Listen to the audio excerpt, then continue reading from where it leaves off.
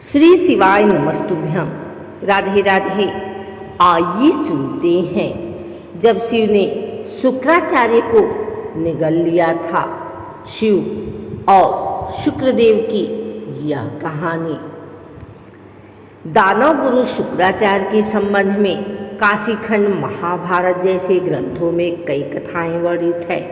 शुक्राचार्य भृगु महर्षि के पुत्र थे। देवताओं के गुरु बृहस्पति अंगिरस के पुत्र थे। इन दोनों बालकों ने बाल्यकाल में कुछ समय तक अंगिरस के यहाँ विद्या प्राप्त की। आचार्य अंगिरस ने विद्या सिखाने में शुक्र के प्रति विशेष रुचि नहीं दिखाई। असंतुष्ट होकर शुक्र ने अंगिरस का आश्रम छोड़ दिया और गौतम ऋषि के यहाँ जाकर विद्या दान करने की प्रार्थना की। गौतम मुनि ने शुक्र को समझाया, बेटे, इस समस्त जगत के गुरु केवल ईश्वर ही हैं, इसलिए तुम उनकी आराधना करो। तुम्हें समस्त प्रकार की विद्याएं और गुण स्वतः प्राप्त होंगे। गौतम मुनि की सलाह पर शुक्र ने गौतमी तट पर पहुंचकर शिव जी का ध्यान किया। शिव जी ने प्रत्यक्ष होकर शुक्र को मृत संजीवनी विद्या का उपदेश दिया। शुक्र ने मृत संजीवनी विद्या के बल पर समस्त मृत राक्षसों को जीवित करना आरंभ किया। परिणाम स्वरूप दानव अहंकार के वशीभूत हो देवताओं को यातनाएं देने लगे, क्योंकि देवता और दानवों में सहज ही जाति वैर था। फलतः देवता और दानवों में निरंतर युद्ध होने लगा।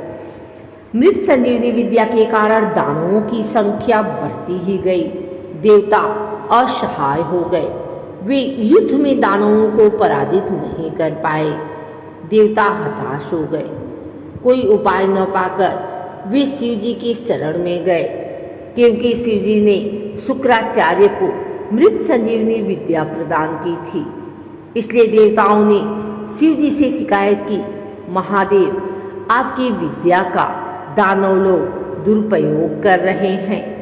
आप तो समदर्शी हैं। शुक्राचार्य संजीवनी विद्या से मृत दानवों को जिलाकर हम पर भड़का रहे हैं।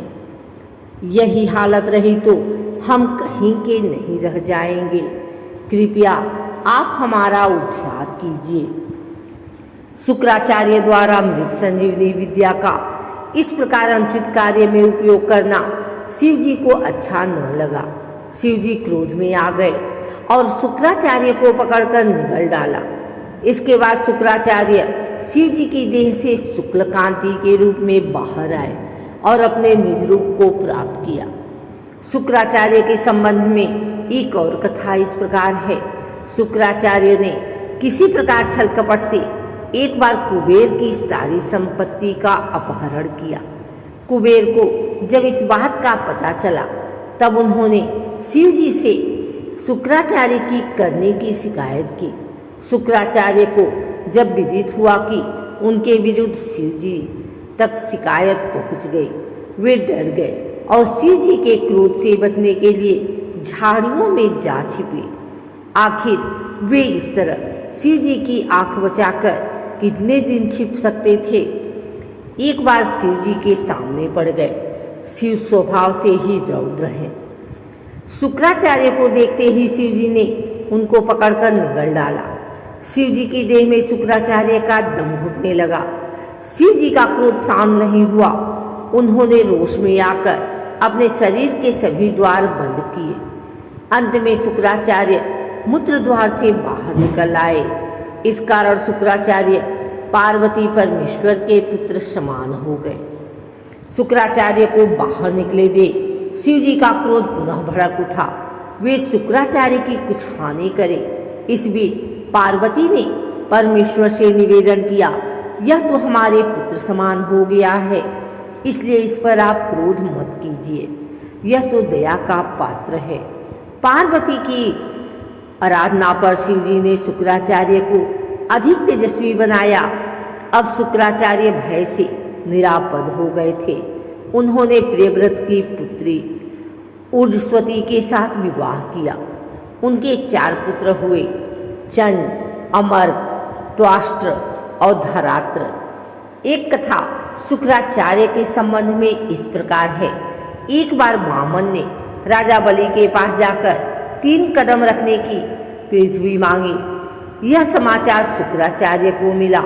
उन्होंने राजा बलि को समझाया, राजा सुनो, आपसे 3 कदम जमीन मांगने वाले व्यक्ति नहीं हैं, वे नर भी नहीं, भूल से भी सही उनको 1 कदम रखने की जमीन तक मत देना। नीति शास्त्र बताता है कि वारिजाक्ष विवाह, प्राण, मान तथा वित्त के संदर्भ में झूठ बोला जा सकता है। इसलिए मेरी सलाह मानकर याचक को जमीन का दान देने से अस्वीकार करो। शुक्राचार्य ने राजा बलि को इस तरह अनेक प्रकार से समझाया, परंतु राजा बलि अपने वचन के पक्के थे, साथ ही ज्ञानी भी।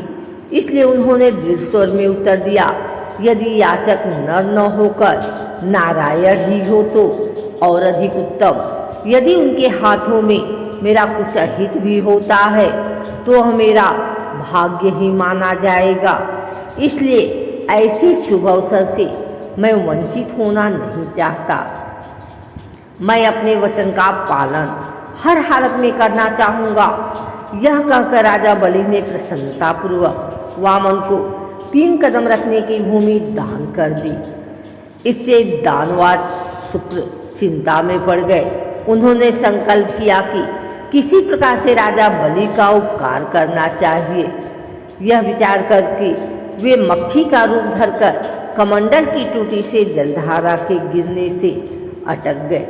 टोटी से जल के न गिरते देख राजा बलि ने तीली लगाकर कमंडल की टोटी में घुसेड़ दिया। तीली मक्खी की आँख में चुभ गई और आँख छितर गई। परिणाम स्वरूप दानवाचार्य शुक्र काना बन गए। तब से दानवाचार्य काना शुक्राचार्य कहलाए।